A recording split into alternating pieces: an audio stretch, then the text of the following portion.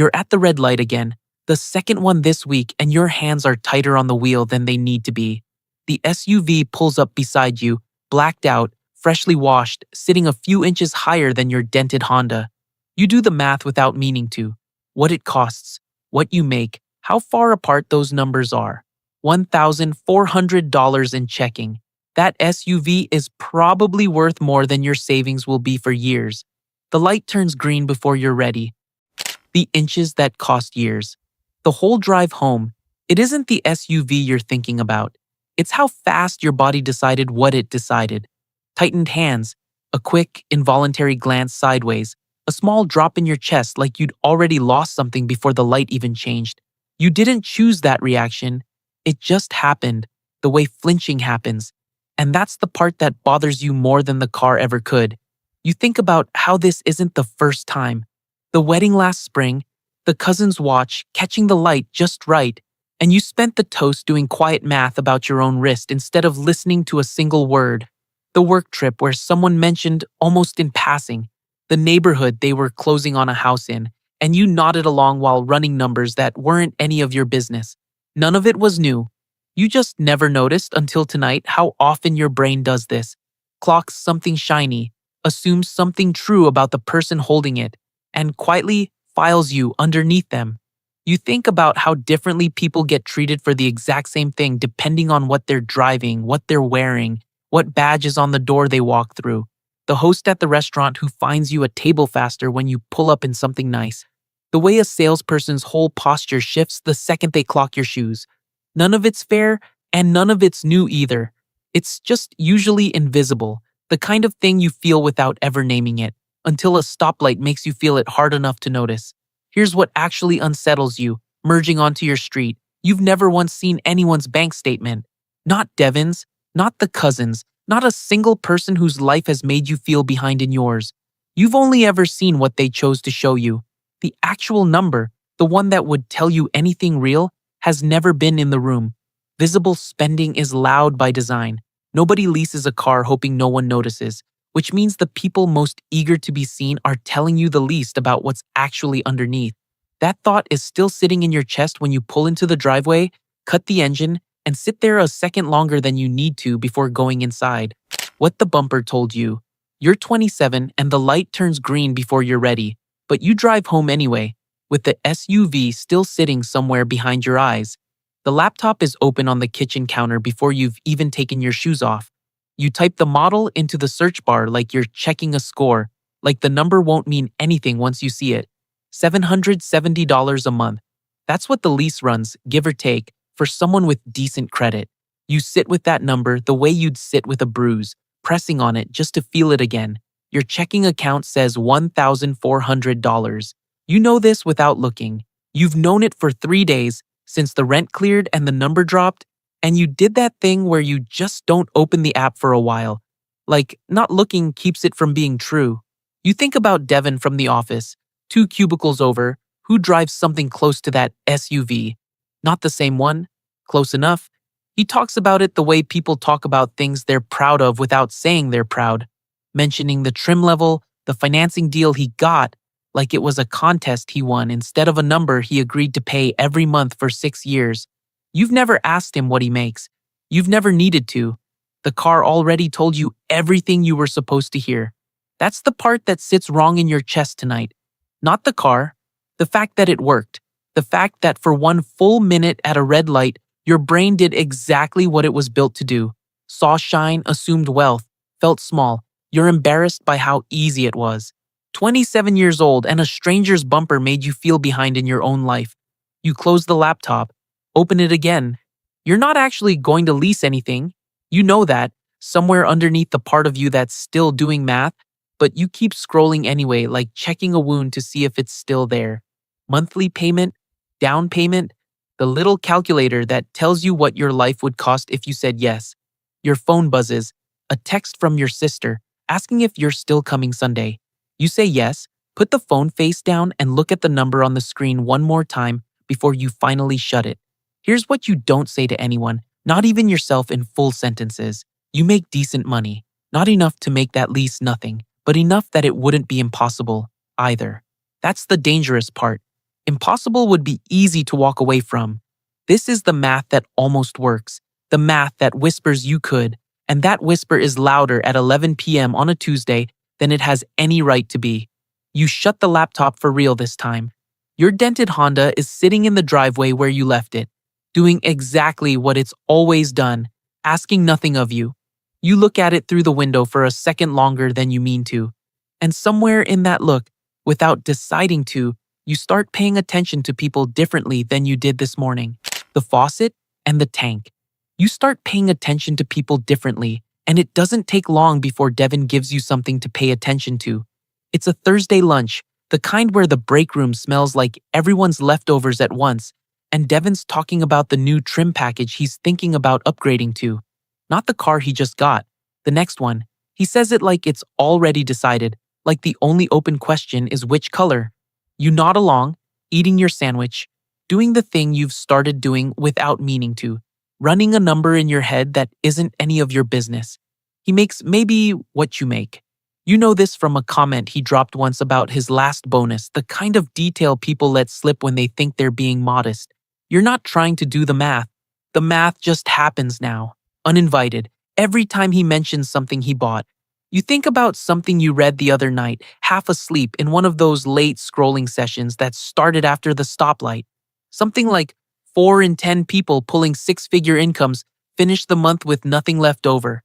0. You didn't believe it at first.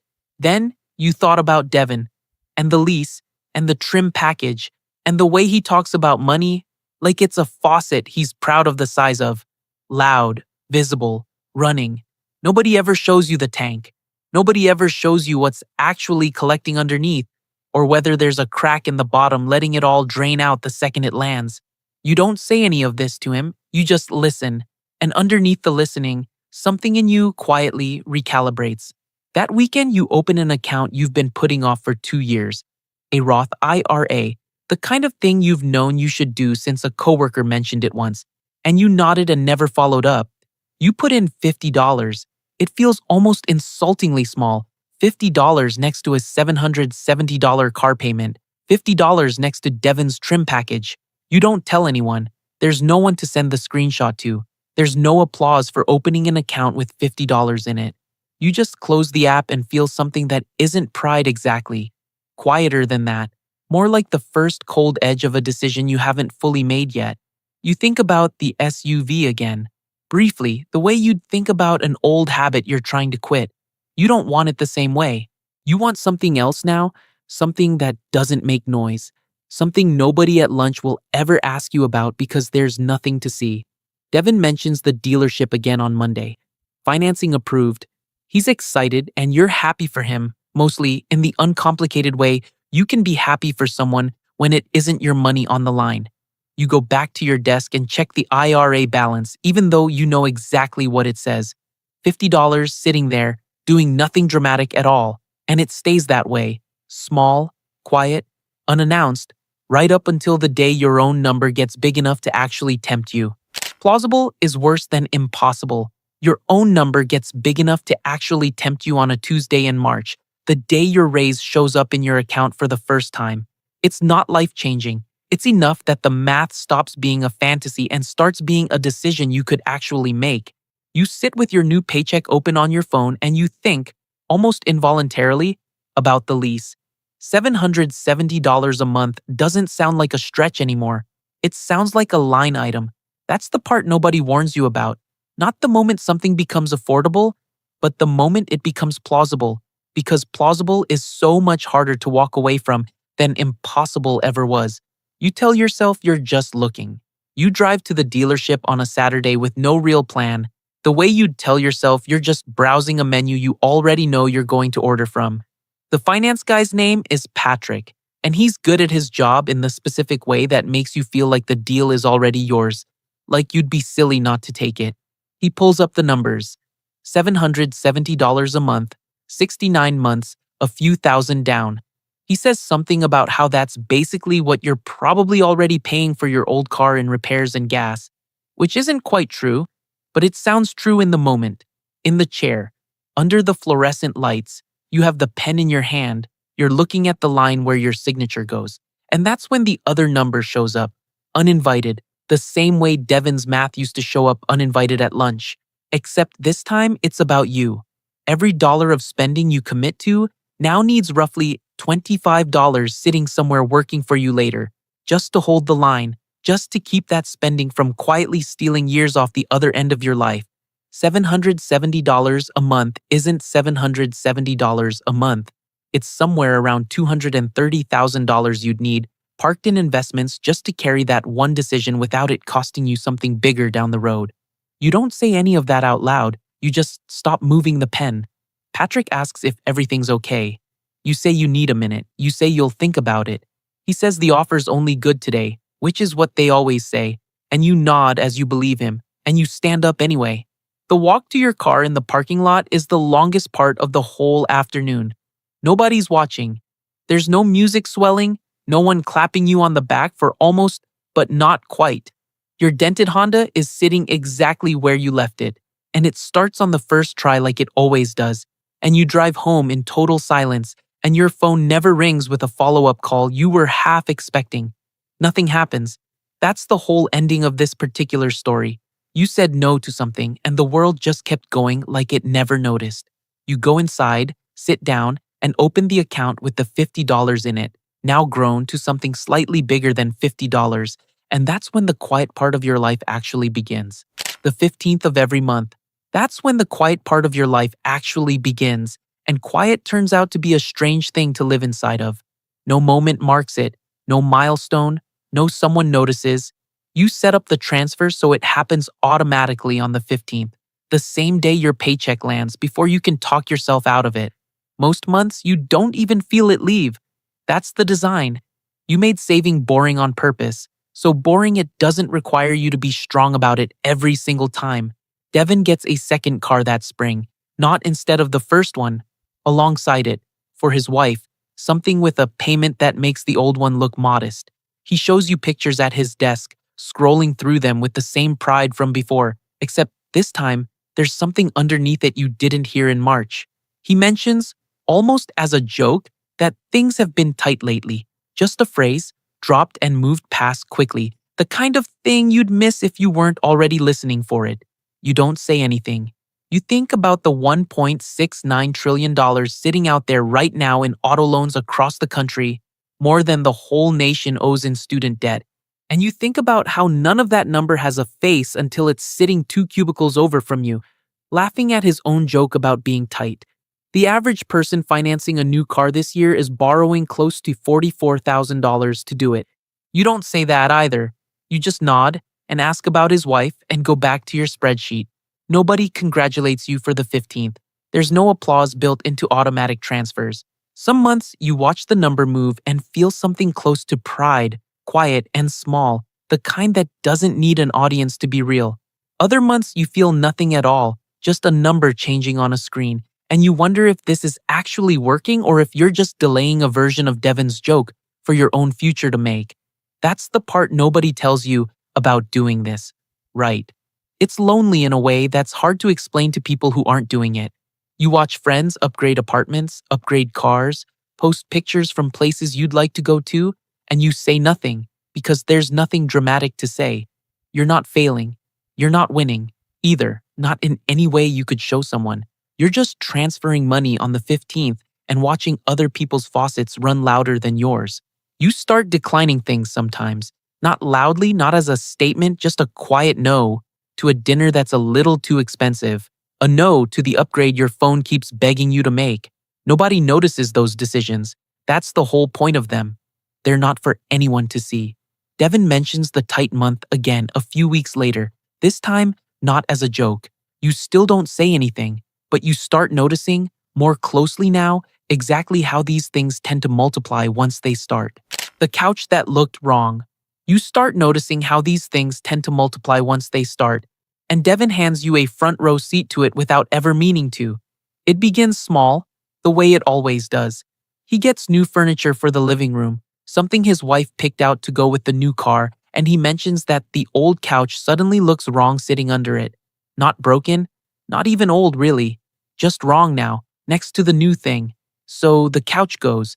Then he says, The rug doesn't match the couch. Then the side table looks cheap next to the rug. You watch this happen in real time. One lunch conversation at a time, like watching dominoes fall in extremely slow motion over several months. You don't say anything because what would you even say? Stop buying things to match the thing you bought. Nobody wants to hear that from a coworker. You just watch, and somewhere in the watching, you recognize the shape of it. A single decision setting a new baseline, and everything around that decision quietly straining to catch up to it. Devin seems happy about the new car for maybe a month. You notice that too, the way the shine wears off faster than the payments do. By the second month, he's not talking about the car anymore. He's talking about the next thing, some upgrade to the house, like the car already stopped being enough to feel like something. You think about your own dented Honda sitting in your driveway, still doing exactly what it did the day you didn't lease the other one, never once asking you to feel different about it.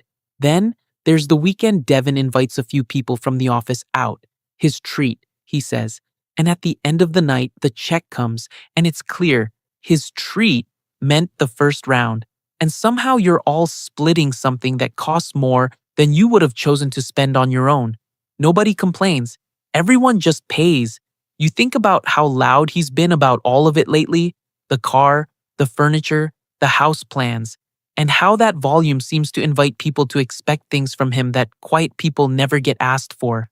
You go home that night, and you don't feel smug about it exactly. It's not satisfaction, it's something closer to relief, the kind you don't examine too closely because you're afraid it'll turn into something uglier if you do. You just notice that nobody expects anything from your 15th of the month transfer. Nobody's ever once asked you to cover around because of it. A few weeks later, Devin mentions, quieter this time, that he and his wife are thinking about refinancing the car to stretch the payments out further. He says it like a strategy. You don't correct him. You just listen, the way you've been listening this whole time, filing it next to everything else you've watched happen to him without him noticing it happening. You check your own account that night, the one that started at $50, now sitting at a number you don't say out loud to anyone either. And for the first time, you start to wonder what it would actually feel like to stop comparing your number to his at all. What you don't have to do. You start to wonder what it would feel like to stop comparing your number to his at all, and the answer arrives, of all places, at another red light. You're 33 now. It's an ordinary Tuesday, the kind that doesn't announce itself as anything. You're stopped at the intersection 2 blocks from your apartment, the same kind of intersection from years ago, and a car pulls up beside you. Newer, shinier, the kind of car that used to make your chest tighten without your permission. You glance over the way you used to glance over, and nothing happens. No math, no ache, just a car, next to your car. Both of you waiting on the same light. You almost laugh at yourself. 27-year-old, you would not believe how unremarkable this moment feels. Your Honda isn't new. It's got more miles on it now, another dent nobody but you would notice, and it still starts on the first try every single time, which is the only thing you've ever actually needed from it. You're not driving it because you have to anymore. Somewhere in the last 6 years, that stopped being true, and you didn't throw a party when it did. You just noticed one ordinary day that you could afford something else and chose not to, and that choosing felt like nothing at all, which is exactly how you know it's real.